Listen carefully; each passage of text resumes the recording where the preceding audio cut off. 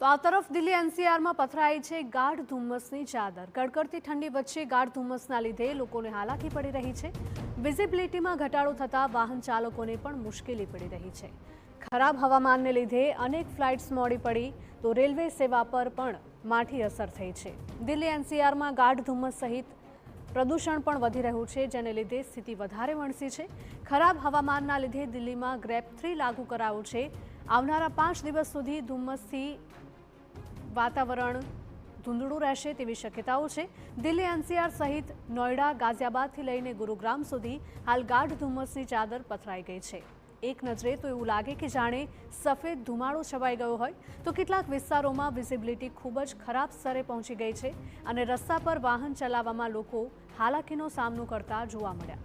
ધુમ્મસના લીધે દિલ્હીમાં આવતી જતી અનેક ટ્રેન મોડી પડી રહી છે, તો અનેક ફ્લાઇટ્સ પણ મોડી પડી રહી છે।